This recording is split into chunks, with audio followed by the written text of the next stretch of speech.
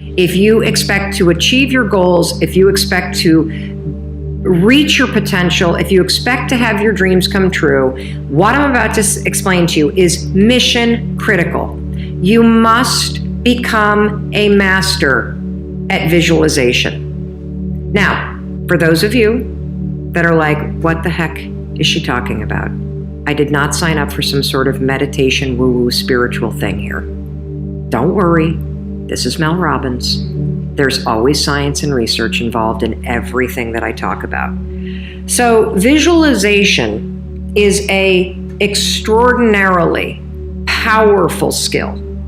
And you may have heard of the law of attraction. You may have heard of the word visualization. You may have heard of the word manifesting. I call it seeing signs.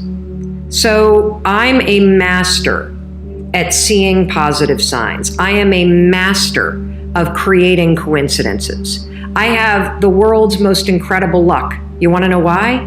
Because I understand the science and the skill of visualization. I know that your brain, it is a gigantic detective machine. Your brain is a filter. Your brain is constantly looking for evidence. And that's good news. It's good news when you know how to use it to your advantage. Let me explain. So your brain has a system in it. Here's the technical term. It's called the reticular activating system. It is a network of neurons all up in here. And what is the job of the reticular activating system? It is a filter system. It's basically a system that allows certain information in your brain and it blocks out other information. And guess who programmed that filter? You did. And so did the people from your past.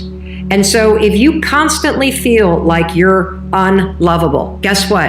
Your reticular activating system is going through the day and it is going to point out every single piece of evidence that confirms that negative belief that you have. If your goal is to improve your self-worth, I want you to visualize what your life looks like and how you're going to feel about yourself when your self-worth has improved. Here's how you're going to do it. So there's two things that you have to do when it comes to visualization. You have to close your eyes. Truly, I know it sounds stupid, but I want you to close your eyes and I want you to, in your mind, have a specific picture of what it looks like in your life when your self-worth has improved. You're going to see yourself speaking up at work. You're going to see yourself talking more about your business. You're going to see yourself leaving bad relationships. You're going to see yourself defining boundaries. You're going to see yourself going to the gym. You're going to see yourself taking care of yourself. And when you start to visualize the image of that, I want you to consciously, this is step 2, consciously think of the positive emotions that you're going to feel. I'm going to feel happy. I'm going to feel proud. I'm going to stand taller. I'm going to be so grateful that I made this change. Marrying the specific picture. Oh, there I am. There I am. I'm at work and I'm raising my hand. Amazing. I'm sharing my idea. There I am. I'm getting a promotion. There I am asking for a raise. There I am. I've just signed up another customer to my business. There I am. I've gone back to school. I feel so good about myself. When you do that, here's what's actually happening in your brain. This is the cool science part. You are training your brain to have a totally different filter. You see, your brain, my brain, it doesn't know the difference between something that actually happened to you, like the F you got in your test in 10th grade, and the things you imagine that are happening to you. Let me say that again. Your brain doesn't know the difference between the bad things that actually happened to you, the real memories that you have, and an imagined memory that you're creating. Your brain will experience you visualizing going to the gym, you visualizing how happy you feel when you do, you visualizing asking for that raise and getting it and how proud you're going to feel. Your brain, when you visualize in the way that I'm teaching you to, it encodes it as a real memory. And that's important. Because when you encode it as a real memory, it changes the filter system, that reticular activating system. And here's what we know based on research. The more you visualize things, number one, the greater your confidence is going to be, the greater security you're going to have about it. And here's the really cool thing. The more you do this with your goals, you wake up every day and you just visualize. It takes 30 freaking seconds, for crying out loud. You visualize having a great day at school. You visualize curing your panic and how proud you're going to be. What studies suggest and have proven is that simply visualizing yourself doing things actually develops the skill and helps you improve the skills, just as if you were actually doing it. The problem with passion is that you and I have bought into this massive fantasy world where we think that passion is a person or a place or a thing, that somehow, like a needle in a needle in a haystack, that you are somehow just going to stumble into the thing and you're going to find that one person, or you're going to find that one thing that you're meant to do, or you're going to find that career. And honestly, we got to change the way that you think about passion and purpose before you will actually be able to bring it into your life. Because the truth is, passion isn't in a person, it isn't in a place, and it isn't in a thing. It's something inside of you. And when you flip the definition of what passion is, and when you actually understand what you're looking for when you say, I want to discover my passion, then you'll be able to create more of it in your life. I started thinking about luck because for a long time in my life, I started to think that luck was for other people, that luck was just one of those things that if you were lucky enough to be born with luck, you won the lottery, you got the job you wanted, your family got along. And the truth is, there's a tremendous amount of science behind luck, that luck is something that you can make for yourself, that you can become luckier based on the things that you do and the things that you think about. And one of the things about lucky people is a lot of lucky people make their luck because they have trained themselves to think optimistically. And one small trick that you can use in your life that is free, you can do it today, is when you go to bed tonight, before you go to sleep, I want you to write down one thing that happened today that was good. That's it. Every night before you go to bed, I want you to write down one thing that happened today that's good. In fact, let's do it right now. In the comments, go to the comments and tell me one thing that has happened today that you can think of that's good. Just one thing. Maybe you got up on time. Maybe you didn't have traffic today on the way to work. Maybe you haven't fought with your kids this morning. Maybe you got to the gym. Maybe you woke up and for the first hour of the day you didn't make yourself wrong. All of those things, while they're really little, don't dismiss them, because those are things that are good. And the reason why I want you to start a practice where every night before you go to bed, or if you don't want to do it at night, do it in the morning, every night before you go to bed, write down one thing that happened today that was good. The reason why you're doing this is you are training yourself to start to spot the good.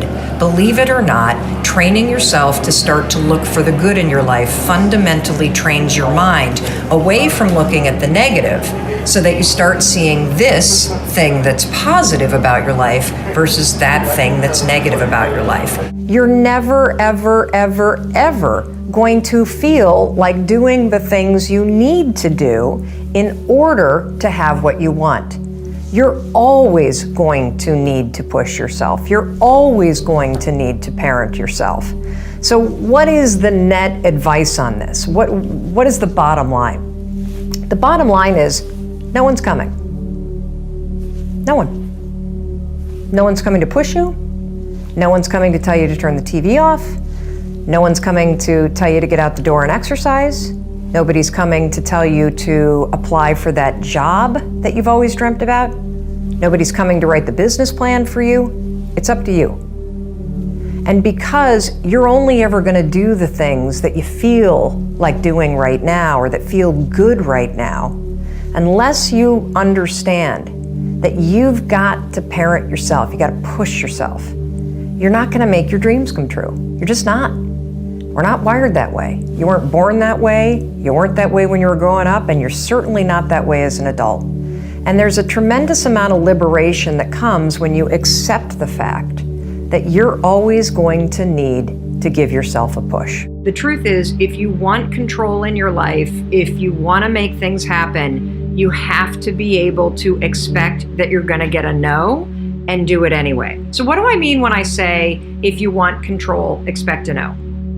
Well, there's a couple things that I mean by it. Number one, if you're somebody that gets paralyzed because you want things to be perfect, perfectionism is a way that most of us try to handle or mitigate or make sure that we don't hear no. We assume that if we're perfect, everything's going to go okay. And so we spend all of our energy thinking about our dating profile or thinking about the business plan or thinking about how to make things perfect. And the reason why we do that is we're terrified to hear no. We're terrified to put something out there that's not perfect, because if it's not perfect, you might get a no. One of the better ways to handle this is to actually expect a no. You know, I saw the most incredible quote by our friend Faustina over in Australia. She's a very famous DJ and friend of ours from Australia. And she put out the most amazing quote, and I'm going to get it totally wrong, but it's something like this. You have to be yourself, because how else are the people who are looking for you going to find you? And I think particularly when it comes to dating, what we tend to do is we are so afraid of being rejected by anybody out there that we try to be somebody that we're not, that we put out a fake, improved, or what we think is improved version of ourselves in order to not hear no. And most of us pretend to be somebody that we're not when we fear rejection, when we believe that how we are, who we are, isn't good enough. And so that's why it's so important for you to understand that you have to be willing to hear a no. You have to be willing to hear a no from the wrong people, so that the people that are looking for you can find you, so that the people who want to be part of your business can be part of your business. If you're putting a fake person out there or a pretend perfect person out there because you think that's gonna save you from rejection, you're actually screwing yourself over. You're not a procrastinator. You have a habit of procrastinating. Big difference. Because if it's a habit, I can teach you to use science to break it. You see, all habits have three parts. There's a trigger, and in the case of procrastination, the trigger is always stress. Then there's a pattern you repeat, and in the case of procrastination, it is to avoid doing something. And then there's a reward. You get a little stress relief. The only way to break a habit, you guys, is not to deal with the triggers. You're never gonna get rid of the stress in your life, but you can 100% change your pattern of avoiding work. So next time that you're in a situation where you feel yourself hesitate, you spent way too much time checking out the highlights from last night's scores, what you're gonna do is you're gonna go, oh, I must be stressed out about something. Acknowledge the stress. Then go 5, 4, 3, 2, 1. I want you to count to yourself because I want you to interrupt the habit that's stored here, and I want you to awaken your prefrontal cortex. Then I want you to just work, just for 5 minutes. The reason why I want you to only work for 5 minutes is because your problem isn't working. It's the habit of avoiding. I just need you to start. And here's the other cool thing. We know based on research that if we can get you to start, 80% of you are going to keep going. Do it anyway is a mindset trick that you can use when you start to feel excuses rolling up. It works a lot like the 5-second rule. So you have said to yourself, okay, I'm going to talk to my boss today about that thing that I've been avoiding talking to them about. Or maybe you've said something like, I'm going to go to the gym today or tomorrow or whatever. And then the moment comes where you've got to have that conversation. Or the moment comes where it's time to pack up your bag and leave your desk and go to the gym. And what always happens? You don't feel like it. I bet there are plenty of you watching that have made a commitment that, I'm not going to have a drink tonight. And then guess what happens when you get home? You don't feel like not drinking. You feel like having a drink. And so here's what do it anyway has done for me. The idea that I just do it anyway has pushed me to realize and to recognize that there are a lot of moments where there are things in my life that I really want to do, I need to do, I should do, but when the moment comes, I don't feel like it. And so I pull out this idea of, you know what, I'm just gonna do it anyway. It's raining outside. I said I would go for a short run. I don't feel like it. I'm gonna do it anyway. It's 6 o'clock in the morning. I'm tired. It's cold. I laid out my yoga clothes, but now I don't feel like it. What do? I do it anyway. When you start to say to yourself, I'm going to do it anyway, what happens is something really cool. You acknowledge that there are feelings that you have that are trying to swoop in and hijack you.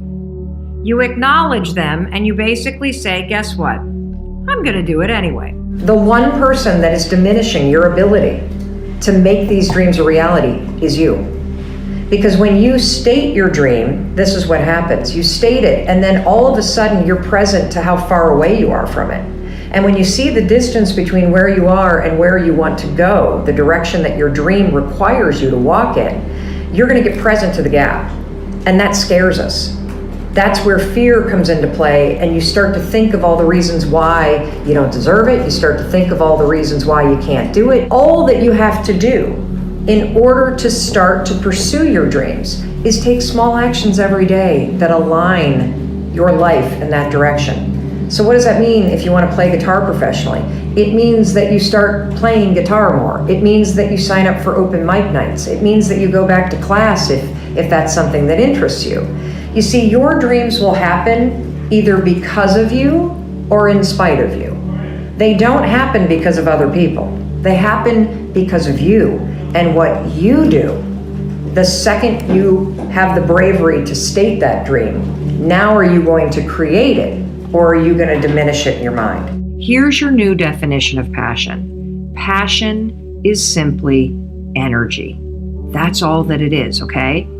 Passion is what you feel when you are energized and excited about what you're doing, okay? I want you to think about that for a minute. I want you to think about a moment in time when you felt incredibly passionate about something, okay? And why don't you in the comments tell me where are you watching from, and tell me about a moment in time when you felt incredibly passionate about what you were doing, about where you were, about the people that you were with. Describe that moment for me, because when you start to really investigate passion as energy, this is what you're going to discover. Those moments when you were super passionate, like I'm sure my kids would write down when they're doing community theater with all their friends. I would write down whenever I'm doing any kind of creative project with my team, I'm incredibly energized. Whenever I'm doing group exercise stuff, climbing a mountain, doing a 5K race, doing some sort of walkathon, I'm incredibly energized by that. Whenever I'm doing some sort of creative project, incredibly energized by that. Whenever I'm working with our video team, incredibly energized by that. Whenever I am coaching someone or giving advice, I am incredibly energized by that. And so what I want you to understand is that if you look back on your life, you have had moments where you have felt passion. Now, I'm being very deliberate in how I'm talking this morning on Coffee Talk because passion is a huge topic for so many of you. And you've been so focused on trying to figure out what job is going to make me passionate. What job is my passion? What is my purpose on the earth? I'm going to tell you what your purpose on earth is right now. Your purpose on earth is to figure out how to align your life so that you feel more energized and excited by it. That's it. And it begins with you following the energy and following your natural enthusiasm. You're not going to think your way to passion. You can't think your way to finding something that you feel in your heart. It doesn't work that way. You got to feel your way into it. It's inside of you. Do you understand? There's no passion out there somewhere. The passion is in here. And so what you have to do first is you've got to stop thinking that you're going to find it somewhere. And you've got to realize that passion is about unlocking something that's already in you. You born, you're home, and then we go to kindergarten, and then you go to first grade, and then you go to second grade, and then you go to third grade, and then you go to fourth grade, and then you go to fifth grade, and then you go to middle school, and then you go to high school, and then there's the pressure to go to college or to a tech school or to do something else, and then you get your job, and then you're in your job, and then you meet somebody, and then you get married, and then you're supposed to buy the house, and then you're supposed to have the kids, and maybe you get the dog before the kids or after the kids, but then you have a second kid, and then you have the 0.5 kid, because most of us do 2.5 kids, and then we get the home equity line, and then we put the kitchen addition on, and then it's like our entire lives are set out in this linear progression as people chase the dream. The next, yeah. And particularly for those of us who are triggered by the fear of losing control, it's only natural to anchor your feeling of being in control to chasing the next thing. And so not only are we all socialized to believe that we're supposed to climb this ladder, we're supposed to do things in a linear progression, we're supposed to get to the next thing. Yeah. We've also been marketed to by society that we'll be happier if we have a new car. We'll be happier if we have a better dishwasher. We'll be happier if we have the skin lotion that's got the almond scent. And we're also psychologically anchoring our sense of control and our sense of happiness on achieving those things. And what you're experiencing is no different than what millions and millions and millions of us experience. And that's that emptiness that you feel when you buy the lotion that smells like almond butter and it doesn't make you happy. Or you get the promotion and you have an extra $100 in your paycheck after taxes, and it means you can buy the $14 Chardonnay, not the $10 Chardonnay, and it doesn't make you happy. And the reason why is the I'll be happy when life, the chase the carrot life, the get to the next thing life. That form of happiness requires you to be driving, let's use the car analogy again, to be going 60 miles an hour at all times. And happiness is achieved through a different formula. It happens when you're sitting at the light and you're idle. When you're in the moment doing things that make you happy. And that's being with people that you care about. It's engaging in experiences that make you happy. And it's working on things that are important to you.